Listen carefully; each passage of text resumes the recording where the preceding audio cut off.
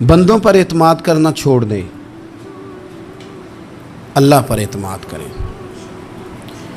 ایک اعتماد ہے اللہ کے نیک بندوں کا، دعاؤں کا اعتماد، نسبتوں کا اعتماد، اس کی بات نہیں کر رہا میں، دنیا داروں، سیٹھوں، نوابوں، جاگیرداروں پر اعتماد کی بات کر رہا ہوں۔ اعتماد خلق چھوڑ دیں، اعتماد خالق کریں۔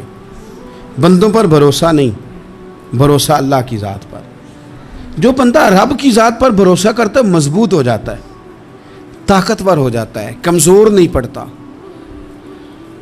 یہ ضروری نہیں کہ آپ کے دوست مخلص نہیں تھے تو اس لیے آپ کا کام نہیں ہو سکا، یہ ضروری نہیں ہوتا۔ ہو سکتا ہے آپ کے دوست پورے مخلص ہوں، تعاون بھی پورا کرنے کو تیار ہوں، پر رب کریم کا ارادہ قدرتی نہ ہو کہ آپ کا کام ہو۔ کیا کر لیں گے آپ کے احباب، آپ کے دوست کیا کر لیں گے؟ اللہ کا ارادہ قدرتی نہیں۔ شاید اسی لیے کسی درویش نے کہا تھا کہ خوش نصیب وہ ہے جو اپنے نصیب پہ راضی ہے۔ وہ شاید زیادہ نصیب والا ہے جو اپنے نصیب پہ خوش ہو گیا۔ عزیز دوست، چیزوں کو سمجھ لیں اور اچھی طرح سے آپ سمجھ لیں کہ ہو سکتا ہے کہ آپ کے دوست آپ کو پورا کندھا دینا چاہ رہے تھے، وہ تیار تھے، پر اس وقت آپ کا نصیب ہی کچھ اور تھا۔ آپ ان خزانوں پر زیادہ توجہ کریں جو خزانے رب کے پاس ہیں۔ ہمیں اپنے تعلقات پر بڑا بھروسہ ہوتا ہے، ہمیں بڑا پتہ ہوتا ہے اتنے لوگوں سے میرا جرانہ ہے، فلانے سے میرے دوستی ہے۔ اور بھائی یہ سارے کام تب ہوں گے جب رب چاہے گا۔ بہترین ڈاکٹر کے پاس جا کے دوا کھا لے میرے عزیز، شفا تبھی ہوگی جب میرا اللہ چاہے گا۔ سارے ٹیسٹ کر لیے ہیں ڈاکٹر نے مریض کے، ساری رپورٹیں آ گئی ہیں، ہر چیز ٹھیک ہے، لیکن نہ وہ کھا پاتا ہے، نہ وہ سو پاتا ہے، نہ وہ چل پاتا ہے، نہ وہ ہنس پاتا ہے۔ اس نے پوری دنیا جہاں تک اس کی دوڑ تھی اس نے لگا لی، لیکن لازمی نتیجہ یہ نکلتا ہے کہ اسے کہنا پڑتا ہے کہ ہوگا وہی جو میرا رب چاہے گا۔ اس لیے جو خزانے میری جیب میں، آپ کی جیب میں ہیں، جو تعلقات ہمارے ہیں، ان تعلقات پر بھروسہ نہ کرو، بلکہ وہ خزانے جو اللہ کے پاس ہیں ان پر بھروسہ کریں، آپ مضبوط ہو جائیں گے۔ داتا گنج بخش علی اجویری وہ کہتے ہیں کہ علاقے میں قحط پڑ گیا تھا، گندم کا ایک دانہ لوگوں کو میسر نہیں تھا، بارش نہیں ہوئی، سالوں بیت گئے، لوگ بڑے پریشان تھے، بڑی آزمائش میں تھے، ہر بندہ تکلیف میں تھا۔ بازار میں لوگ آتے تھے تو سہمے سہمے سے، ڈرے ڈرے سے، پریشان پریشان سے۔ قحط ہے، آزمائش ہے، مجبوری ہے، جانور بھوکوں مر رہے ہیں۔ اللہ تبارک و تعالیٰ کی طرف سے لوگوں پر ایک آزمائش ہے، لوگ صبر کر رہے ہیں۔ کہتے ہیں کہ غلام بازار آیا تھالا لے کے کچھ خریدنے، آیا بھی تو اٹکیلیاں کرتا، اور چیزیں خریدی تو ہنستے ہوئے، اور جانے لگا تو مسکراتے ہوئے۔ پریشانیوں میں، دکھوں میں کو بندہ اگر اس طرح ہنسے تو بعضوں کا طبیعت چڑ جاتی ہے کہ یار ہم پریشان ہیں، تجھے کس بات کی خوشیاں چڑھی ہوئی ہیں۔ کہتے ہیں لوگوں نے بازو تھام کے غصے سے کہا تو اتنا خوش کیوں ہے جب سارا شہر پریشان ہے، سارا ملک آزمائش میں ہے، تو اتنا کیوں ہنس رہا ہے؟ کہنے لگا تم ہوگے پریشان، میں جس کا غلام ہوں نا، میرا جو آقا ہے، اس نے اپنے برتن بڑے پہلے گندم سے بھر لیے تھے، میرے آقا کے بڑولے بھرے ہوئے ہیں، لہذا میں کسی پریشانی میں نہیں ہوں، خوش ہوں۔ داتا علی اجویری رحمۃ اللہ علیہ کمال کر گئے، سید حجویر مخدوم امم۔ داتا صاحب فرماتے ہیں اگر تیرا اور میرا رب کے خزانوں پر اتنا بھی یقین ہو جائے نا جتنا اس غلام کا اپنے آقا کے خزانے پہ ہے، تو پھر ہم ہر وقت رو کے نہ دکھائیں، پھر ہر وقت ہم غربتوں کے رونے نہ روئیں، پھر ہر وقت ہم یہ مایوسیوں کی کہانیاں نہ سنائیں۔ لوگ اگر کہیں کہ بڑے دکھ ہیں، بڑی آزمائش ہے، بڑی پریشانی ہے، دنیا بڑی تکلیف میں، بیماریاں آ گئیں، آفتیں آ گئیں، تو بندہ مومن ہنس کے کہتا ہے تم پریشان ہوگے، ہم تو جس رب کے ماننے والے ہیں اس کے خزانے بھرے ہوئے ہیں، اور ہمارا رب عطا کرتا ہے تو پھر اپنے کرم سے اس طرح عطا کرتا ہے کہ وَيَرْزُقْهُ مِنْ حَيْثُ لَا يَحْتَسِبُ۔ وہ کہتے ہیں میں اتنا دوں گا اور وہاں سے دوں گا کہ تجھے خبر بھی نہیں ہوگی، میں تجھے وہاں سے دوں گا کہ نے کبھی سوچا بھی نہیں ہوگا۔ آپ اگر چاہتے ہیں کہ زندگی سکون میں آ جائے، سکون میں، تو لوگوں کی جیبوں پہ نظر چھوڑ دیں، رب کے خزانوں پہ نگاہ جمائیں، اتنا نوازتا ہے، اتنا نوازتا ہے، اتنا نوازتا ہے کہ انسان حیران ہو جاتا ہے کہ مجھے اتنا بھی مل سکتا ہے۔ انسان طاقتور ہو جاتا ہے جب وہ سمجھتا ہے کہ سارا کچھ میرے رب کے دست قدرت میں۔ پھر وہ کوئی تخریب نہیں کرتا، کوئی غلط رستہ اختیار نہیں کرتا، کوئی چور دروازہ اختیار نہیں کرتا، بلکہ وہ اپنے رب کی رضا پہ راضی رہنے کا عادی ہو جاتا ہے۔ اب اللہ تبارک و تعالیٰ نے ایک قانون بنایا ہے، اور قانون ہمیں رب کریم نے اس طرح سمجھایا ہے کہ یہ ضروری نہیں ہے کہ جو تم طلب کر رہے ہو یا جو تم چاہ رہے ہو وہی ہو، اور وہ ہو تو وہ تمہارے حق میں بہتر بھی ہو۔ کوئی ضروری ہے کہ جو ہم چاہ رہے ہوں وہ بالکل ٹھیک ہی ہو اور وہ ہمیں مل ہی جائے؟ یہ کوئی ضروری ہے؟ کبھی بھی اپنی زندگی میں اس طرح کی تڑپ نہ پیدا کریں، ورنہ آپ بے چین ہو جائیں گے۔ آپ کی زبان پر کئی شکوے آئیں گے، کئی شکایتیں آئیں گی، آپ بہت ساری جگہوں پہ نافرمانی والے جملے بول دیں گے معاذ اللہ۔ بس رب جو فیصلہ کرے اس پہ راضی رہنا سیکھیں۔ فرما کل نفس ذائقۃ الموت، ہر جان نے موت کا ذائقہ چکھنا ہے۔ یہ پہلے یہ جملہ کہا، اور اسی سے ملتا جلتا جملہ آخر میں کہا، اور درمیان میں کیا کہا؟ فرمایا کل نفس ذائقۃ الموت، ہر جان نے موت کا ذائقہ چکھنا ہے۔ وَنَبْلُوكُمْ بِالشَّرِّ وَالْخَيْرِ فِتْنَةً، فرمایا ہم تمہیں آزمائیں گے، بھلائی کے ذریعے بھی اور برائی کے ذریعے بھی ہم تمہیں آزمائیں گے۔ وَإِلَيْنَا تُرْجَعُونَ، اور تمہیں ہماری طرف ہی لوٹ کے آنا ہے۔ پہلے کہا ہر نفس نے موت کا ذائقہ چکھنا ہے، آخر میں فرمایا کہ تم ہماری طرف ہی لوٹ کے آؤ، اور بیچ میں کیا فرمایا؟ وَنَبْلُوكُمْ بِالشَّرِّ وَالْخَيْرِ فِتْنَةً، ہم تمہیں برائی کے ساتھ بھی آزمائیں گے، بھلائی کے ساتھ بھی آزمائیں گے، صحت دے کے بھی آزمائیں گے، بیماری دے کے بھی آزمائیں گے۔ نرا زوالی آزمائش نہیں ہوتا، عروج بھی آزمائش ہوتا ہے۔ نری بھوک کی آزمائش نہیں ہوتی، زیادہ پیسے بھی آزمائش ہوتے ہیں۔ انسان کے لیے صرف اس کا کمزور جسم ہی آزمائش نہیں ہوتا، اس کا طاقتور وجود بھی آزمائش ہوتا ہے۔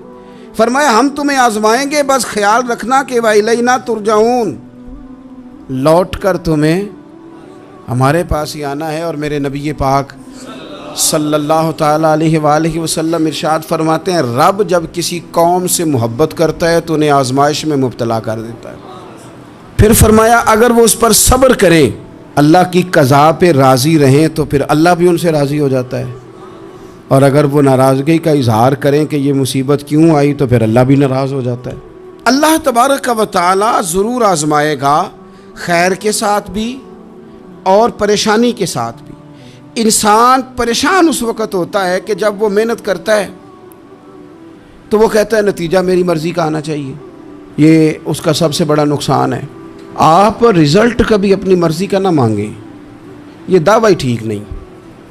بہت سارے لوگوں کو جانتا ہوں جو کہتے ہیں میں بندہ بھی ٹھیک ہوں بھی دیانتدار، محنت بھی بڑی کرتا ہوں، توجہ بھی میری پوری ہے، پر پھر بھی معاملہ صحیح کیوں نہیں ہوتے؟ تو میں کہتا ہوں پہلی باتیں ساری ٹھیک تھیں، آخری والی غلط ہے۔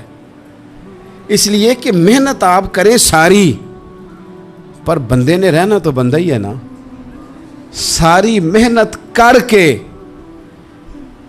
آپ کبھی اس نقطے کو سمجھ جائیں نا کہ 950 سال نبیوں نے تبلیغ کی، ہزار سال انبیاء نے تبلیغ کی، انبیاء نے، رب کے تربیت یافتہ لوگوں نے تبلیغ کی، 2 لوگوں نے کلمہ پڑھا، 4 لوگوں نے کلمہ پڑھا، لیکن میں آپ کو دیانتداری سے بتاتا ہوں کہ وہ کامیاب ہو کے گئے دنیا سے۔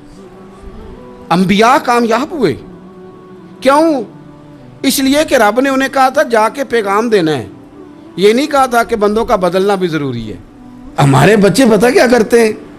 وہ فٹافٹ نہ پریشان ہو جاتے ہیں۔ نبیوں کے ذمہ تبلیغ کرنا ہے، یہ ان کا ذمہ نہیں کہ لوگ ضرور ہی کلمہ پڑھیں۔ ہدایت تو رب کریم کے دست قدرت میں۔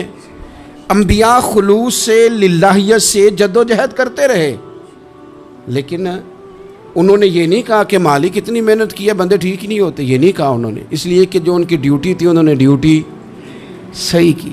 ہم نے اپنی ڈیوٹی کرنی ہے. پریشان اس وقت ہوتے ہیں جب نتیجہ اپنی مرضی کا مانگتے ہیں. نتیجہ نہ اپنی مرضی کا مانگے, رزلٹ نہ اپنی مرضی کا مانگے. اور جناب پیر صاحب میں فلانا وظیفہ بھی پڑھتا ہوں, فلانا وظیفہ بھی پڑھتا ہوں, فلانا وظیفہ بھی پڑھتا ہوں, دل نہیں صاف ہوتا. تو میں نے کہا یہ تو اللہ نہیں کر رہا ہے. آپ ڈیوٹی کریں, آپ کام کریں جو آپ کے ذمے لگایا گیا ہے, اس میں وہ قضا نہ کریں آپ. باقی اللہ تعالیٰ کرم نوازی فرمائے گا.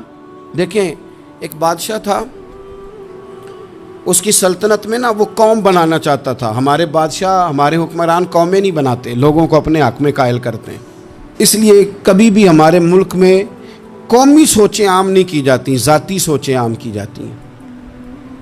ملی باتیں نہیں کی جاتی, ذاتی باتیں کی جاتی ہیں. وہ چاہتا تھا کہ میری قوم بن جائے. اس کا ایک ہیرا سلطنت میں سے گم ہو گیا, تو اس نے اعلان کیا, اس نے کہا کہ جو بندہ ہیرا تلاش کر کے لائے گا اسے انعام دوں گا. ساری قوم نکل کھڑی ہوئی ہیرا تلاش کرنے پر. ادھر بھی لوگ گئے, ادھر بھی لوگ گئے, خشکیوں میں, دریاؤں میں, جہاں جہاں جس کی پہنچ تھی, جنگلوں میں, وادیوں میں, گھروں میں, بستیوں میں لوگوں نے ڈھونڈا. ساری قوم ایک ہیرا تلاش کر رہی ہے. بالآخر سب لوگ جمع ہو گئے ایک میدان میں. ایک بندہ اوپر چڑھا بادشاہ کے پاس, وہ اونچی جگہ پہ کھڑا تھا. اس نے کہا جناب یہ ہیرا مل گیا ہے. اب جب ایک کو ہیرا مل گیا تو باقیوں کے چہرے اتر گئے کہ یہ کامیاب ہوا, ہم ناکام ہوئے. بادشاہ چونکہ ان کی تربیت کے لیے یہ کام کر رہا تھا, اس نے کہا تمہارا کیا خیال ہے کہ اس ہیرے کے بغیر میرا گزارا نہیں تھا, کہ تمہارا کیا خیال ہے کہ ہیرا میری سلطنت سے نکل گیا تو مجھے زوال آ جائے گا. اس نے کہا یہ تو ایک ہیرا ہے. اٹھا کے پھینکا, دیوار کے ساتھ لگا, ہیرا ٹوٹ گیا. اس نے لوگوں سے کہا تمہارے چہرے اترے ہوئے ہیں, میں تمہیں ایک بات سمجھانا چاہتا ہوں, ہیرا ایک ہی تھا, ایک ہی بندے کو ملنا تھا. میں نے انعام کا اعلان تو یہ کیا تھا نا کہ جو ہیرا ڈھونڈ کے لائے گا اسے انعام دوں گا, لیکن اب میں تمہیں بتاتا ہوں کہ میں تم سب کو انعام دوں گا. اس لیے کہ ہیرا ایک تھا, ملنا ایک کو ہی تھا, سب کو مل سکتا نہیں. لیکن انعام اس لیے سب کو دوں گا کہ ہیرا ڈھونڈنے پر انعام نہیں دے رہا, میں کوشش کرنے پہ انعام دے رہا ہوں. کہ تم نے کوشش تو کی, تم نکلے تو صحیح, جدوجہد تو کی. کچھ لوگ کہتے ہیں کہ ہمیں ہیرا مل بھی جائے. اور خدا کے بندے ہیرا ایک ہے, ہیرا ملنا کمال نہیں, محنت کرنا کمال ہے. ہم نہ تیار نہیں ہوتے. اللہ فرماتے ہیں میں نے آزمانا ہے, میں نے آزمانا ہے. تم نے سفر جاری رکھنا ہے, لیکن یہ ضرور یاد رکھنا کہ وَإِلَيْنَا تُرْجَعُونَ, لوٹ کے تمہیں میرے پاس ہی آنا ہے, تم نے لوٹ کے ادھر آنا ہے. اس بات کو ذہن میں رکھنا. حضرت عبداللہ بن عباس رضی اللہ تعالیٰ عنہ اس حدیث کے راوی ہیں. الموجم الکبیر کی یہ حدیث ہے. اللہ کے پیارے رسول صلی اللہ تعالیٰ علیہ وسلم ارشاد فرماتے ہیں کہ جس بندے کو 4 چیزیں مل گئی نا, اسے اللہ تعالیٰ نے دنیا اور آخرت کی بھلائیاں عطا فرما دی. 4 چیزیں جس شخص کو نصیب ہو گئی. یا رسول اللہ کون سی؟ حضور فرماتے ہیں جس کو شکر کرنے والا دل مل گیا, اور کریم محبوب فرماتے ہیں جسے اللہ تعالیٰ کا ذکر کرنے والی زبان مل گئی, اور حضور فرماتے ہیں جسے مصیبت پر صبر کرنے والا بدن مل گیا, اور جسے ایسی بیوی مل گئی جو نہ اس کے مال میں خیانت کرے گی, نہ اس کی عزت میں خیانت کرے گی. جسے یہ 4 چیزیں مل گئیں وہ خوش نصیب ہے, دنیا بھی بن گئی, آخرت بھی بن گئی. کامیابی صبر آ جانے کا نام ہے, کامیابی شکر حاصل ہو جانے کا نام ہے. کامیابی میرے عزیز یاد رکھ لیں کہ انسان اللہ کے ذکر میں لگ جائے تو اس کا نام ہے کامیابی. ہم نے کس کو سمجھ لیا ہے؟ اپنی زندگی میں ایک تو محنت کریں, نتیجہ اللہ پہ. دوسری بات, امیدیں ذرا چھوٹی وابستہ کریں, لمبی نہ بنائیں. ایک ہے منصوبہ سازی کرنا مستقبل کی, وہ غلط نہیں. میرے نبی پاک علیہ السلام کا فرمان کاش کبھی ہم سمجھ جائیں. حضور نے ایک دن صحابہ سے فرمایا تھا حیا کرو. کہا صحابہ سے, سمجھایا ہمیں, فرمایا حیا کرو. یا رسول اللہ کس بات سے؟ فرمایا وہ والا مال کماتے ہو جو کھا ہی نہیں سکتے, اور وہ والے مکانات بناتے ہو جن میں تم رہ ہی نہیں سکتے, اور ان چیزوں کا سوال کرتے ہو جن کی تمہیں ضرورت ہی نہیں. اتنے لمبے محلات, اتنا لمبا چوڑا مال, اتنا لمبا چوڑا پیسہ, اتنی لمبی امیدیں, اتنی لمبی داستانیں, انسان کمزور ہو جاتا ہے. ساری زندگی حساب کتاب میں بیت جاتی ہے. دیکھیں نا حضور علیہ السلام نے فرمایا یہ جو غریب لوگ ہیں نا، یہ مالداروں سے 50,000 سال پہلے جنت میں داخل ہو جائیں گے۔ کیوں؟ اس لیے کہ جس کے بیگ زیادہ ہوتے ہیں نا، ایئرپورٹ پہ پھنس جاتا ہے، الجھ جاتا ہے۔ وہ کبھی ایک آیا، دوسرا نہیں آیا، تیسرا نہیں آیا، چوتھا نہیں آیا۔ اور جو ہینڈ کیری والے ہوتے ہیں نا، 2 جوڑے، وہ تو بس جناب سب سے پہلے وہی نکلتے ہیں، اور ان کی گاڑی بھی کسی رش میں نہیں الجھتی، گھر وقت پہ پہنچ جاتے ہیں۔ مال تھوڑا تو حساب بھی تھوڑا۔ تو ہم نا لمبی امیدوں کے چکر میں اس لیے پریشان ہے۔ رب کہتا ہے وَإِلَيْنَا تُرْجَعُونَ، تم نے اپنے گھر واپس آنا ہے، تم نے ادھر لوٹنا ہے۔ تم اتنے لمبے چوڑے معاملات کا شکار نہ ہو جانا۔ آپ اگر سکھی رہنا چاہتے ہیں نا تو عاجزی اختیار کریں۔ کیوں؟ کہ جب آپ عاجزی اختیار کریں گے تو آپ کو اللہ کی مخلوق اچھی لگنے لگ جائے گی۔ کیوں؟ کہ آپ اپنے سے بھی کسی کو بہتر سمجھتے ہیں۔ جب تک آپ میں تکبر ہے، میں نے دیکھا ہے کہ لوگ تکبر کا شکار ہو جاتے ہیں، کسی کو جھوٹا، کسی کو بددیانت، کسی کو فراڈیا، کسی کو دھوکے باز، کسی کو ڈاکو، کسی کو چور، کسی کو غدار، کسی کو فلانا، کسی کو فلانا۔ اصل بات کیا ہے؟ اصل بات یہ ہے کہ اس شخص کے دماغ کے اندر تکبر کا سودا سما گیا، یہ کسی چکر میں پڑ گیا ہے، اس کو ہیضہ ہو گیا ہے پرہیزگاری کا۔ یہ سمجھنے لگے کہ جو میں سوچتا ہوں وہ صرف وہی ٹھیک ہے۔ تیرا یہ دعویٰ ہے کہ ساری مخلوق ٹھیک نہیں، اور میرا رب فرماتا ہے لَقَدْ خَلَقْنَا الْإِنسَانَ فِي أَحْسَنِ تَقْوِيمٍ، میں نے مخلوق بنائی بڑی سونی ہے۔ ہم نا جب یہاں آ جاتے ہیں نا، یہاں ایک شخص تھا جس کا نام تھا بلعم بن باورہ، یہ بڑا مستجاب الدعوات تھا، جو دعا مانگتا تھا اللہ قبول فرما لیتا، پرہیزگار تھا۔ اسم اعظم اللہ نے اسے عطا کر دیا۔ حضرت موسیٰ علیہ السلام کے دور میں حضرت موسیٰ علیہ السلام نے جب اپنی قوم کو لے کے جبارین کے خلاف جہاد شروع کیا، نکلے تو اس طرف آنا تھا جس طرف یہ رہتا تھا۔ لوگ سارے اکٹھے ہو کے اس کے پاس آئے، آ کے کہنے لگے حضرت موسیٰ علیہ السلام آ رہے ہیں اپنی قوم کو لے کے حملہ کرنے کے لیے، تو دعا کر دے، معاذ اللہ نبی کے خلاف دعا کر دے، تو بد دعا کر دے تاکہ وہ آ نہ سکے، تیری دعائیں قبول ہوتی ہیں۔ پہلے تو کہنے لگا کہ کتنے بدبخت ہو، مجھے نبی کے خلاف بات کرنے اور دعا کرنے کا کہہ رہے ہو، معاذ اللہ، بدبخت ہو، دوڑ جاؤ۔ لیکن اللہ سے یہ توفیق مانگے کہ وہ انسان کا شعور سلامت رکھے، شعور سلامت۔ حضرت سلطان باؤ رحمۃ اللہ علیہ نے اپنے دور میں کہا تھا کہ ایمان سلامت ہر کوئی مانگدا ہے، عشق سلامت کوئی، وہ تو انہوں نے کہا تھا نا۔ اور آج کیا حال ہے کہ مال سلامت ہر کوئی مانگدا ہے، تو ایمان سلامت کوئی۔ اب کہاں ایمان سے، اب تو مال سلامت مانگتے ہیں الا ماشاء اللہ۔ تو انہوں نے کہا تھا کہ ہمارے دور میں سارے ایمان کی سلامتی مانگتے ہیں اور میں عشق کی مانگتا ہوں۔ اور میں لوگوں کو کیا کہوں، میں تو یہی کہہ سکتا ہوں حضرت سلطان صاحب سے معافی لے کے کہ حضور ہنتے مال سلامت ہر کوئی منگدا ہے، تھے ایمان سلامت کوئی۔ اب تو یہ حال ہو گیا۔ او بلعم بن باورہ غلط فہمی ہو گئی، پہلے تو لوگوں کو اس نے ڈانٹ دیا، لیکن جب لوگ دوبارہ آئے نا تو تحفے طائف لے کے آئے، لالچ میں آ گیا، پاگل ہو گیا، بیوقوف ہو گیا۔ ہرس ہوس یہ کہیں کا نہیں چھوڑتا انسان کو۔ لوگ نیک لوگوں سے بھی دینداری کا رشتہ نہیں بناتے، دنیا داری کا بنا لیتے۔ وہاں سے بھی مال ڈھونڈتے ہیں جہاں آ کے انہیں دنیا بھول جانی چاہیے تھی۔ مال آیا، دولت لے کے آئے لوگ، انہوں نے تحفے طائف دیے، وہ کہنے لگا ٹھیک ہے۔ پہلے ڈانٹ رہا تھا کہ نبی کے خلاف میں بد دعا کروں، اور اب تیار ہو گیا معاذ اللہ۔ گدھے پہ بیٹھ کے یا گدی پہ بیٹھ کے جا رہا ہے کہ پہاڑ پہ چڑھ کے حضرت موسیٰ علیہ السلام اور ان کی قوم کے خلاف معاذ اللہ بد دعا کرتا ہوں۔ تو رستے میں جاتے ہوئے نا گدی نے منہ پھیر کے کہا کہ باز آ جا۔ گدی کہنے لگی تو مجھے آگے بھیجتا ہے، فرشتے مجھے پیچھے بھیج، باز آ جا۔ بڑے لوگ کانوں میں اذانیں پڑھتے ہیں کہ سیانا ہو جا، سیانا ہو جا، لیکن جب کسی پر بدبختی غالب آتی ہے تو پھر وہ سمجھدار ہونے کو تیار نہیں ہو۔ اللہ تعالیٰ اپنی خفیہ تدبیر سے ہمیں محفوظ فرمائے۔ اللہ تعالیٰ ہمارے حق میں جب بھی فیصلہ کرے تو رحمت والا کرے، کرم والا کرے، آسانی والا کرے۔ چڑھ گیا پہاڑ پہ، اور پہاڑ پہ چڑھ کے جب اس نے ہاتھ اٹھائے، وہ لوگ جو بد دعا کرانے والے تھے وہ ساتھ ہی تھے، تو اپنے منہ سے لفظ نکالتا ہے حضرت موسیٰ کے خلاف معاذ اللہ، لیکن وہ لفظ اپنی قوم کے خلاف نکلتے ہیں.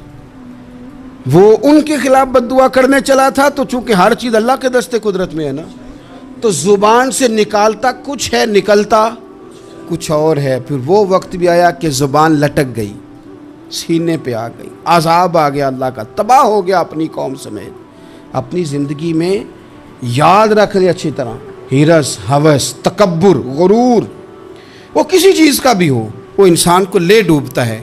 اگر آپ زمین پہ کھڑے رہ کے لوگوں کو دیکھیں گے تو کچھ لوگ اگر آپ کو اپنے برابر نظر آئیں گے نا قد میں، تو کچھ انشاءاللہ بڑے بھی نظر آئیں گے. ہم نے لسٹیں بنا لی ہیں کہ کون کون کتنا غلط ہے. ہم نے ہر ایک کے بارے میں 2-4 باتیں یاد کر لی ہیں، فلانا اتنا خراب ہے، فلانا اتنا، اور فلانا اتنا. اس کا نقصان یہ ہوا ہے کہ اللہ کی خوبصورت مخلوق، خوبصورت رنگوں میں ہم نے حالات خراب کر لیے ہیں.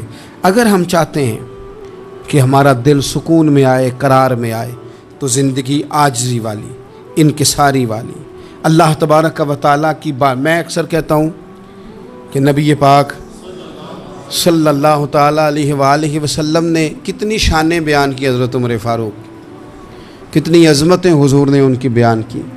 جب ان کا وصال ہونے لگا نا، ان کو زخم لگا، تو لوگ ان کی تعریفیں کرنے لگے. اب ان کو بھی پتہ تھا کہ میری عظمت میں حضور نے کیا کچھ بیان کیا ہے. لوگ ان کی تعریف کرنے لگے، امیر المومنین آپ کو یہ کمال حاصل ہے. تو حضرت عمر فرمانے لگے دعا کرو بس میری نیکی اور بدیاں برابر برابر ہو جائیں، نیکیاں اور بدیاں برابر ہو جائیں. میں کسی درجے کا خواہش مند نہیں، بس یہ چاہتا ہوں کہ یہ عاجزی کا حسن دیکھیں، انکساری کا یہ درجہ دیکھیں. فرماتے ہیں بس یار معافی دے دے نا، وہ معاف کر دے، پھر تو بات بن گئی. میں جلسوں پہ، اجتماعات پہ جاتا ہوں تو ایک رواج بن گیا ہے، لوگ بڑی بڑی قطاروں میں پھول لے کے کھڑے ہو جاتے ہیں اور گاڑیوں میں پھینکتے ہیں. تو میں اپنے سنگیوں سے کہتا ہوں کہ اگر تو قیامت میں بھی ایک پھول مل گیا نا، تو پھر تو یہ سارے استقبال کام آ گئے. اور اگر وہاں کھڑا کر لیا گیا نا، صحیح حدیث میں حضور نے فرمایا ہے کہ کچھ سوالوں کے لیے بندے کو محشر کے میدان میں کھڑا کر لیا جائے گا. ان سوالوں میں سے ایک سوال یہ بھی ہوگا کہ بتا اپنے علم پر عمل کتنا کیا تھا. تو میں نے کہا اگر تو روک لیے گئے تو پھر ان پھولوں کا کیا بنے گا، پھر تو آزمائش میں آ جائیں گے. اللہم استرنا بسترک الجمیل استغفر اللہ ربی من کل ذنب واتوب الیہ. اے اللہ، جو غلطیاں یاد ہیں ان سے بھی توبہ کرتے ہیں، جو بھول گئی ہیں ان سے بھی توبہ کرتے ہیں، جو ظاہر ہے ان سے بھی توبہ کرتے ہیں، جو چھپی ہوئی ہیں تیرا اور ہمارا راز ہے ہم ان سے بھی توبہ کرتے ہیں. مالک، جہاں جہاں جس جس مقام پر جس جس لحاظ سے عمدن یا سہون بول کر، لہجے سے اور اشارے کنائے سے بھی کہیں کو تیری نافرمانی کر بیٹھے ہیں، تو اس سے بھی تیری پناہ میں آتے ہیں. اپنی پناہ میں رکھیو، اپنی پناہ میں ہمیں ایمان کی موت دیجیو، اور صبح قیامت اپنے محبوب کی شفاعت ہمارے حق میں قبول فرمائیو.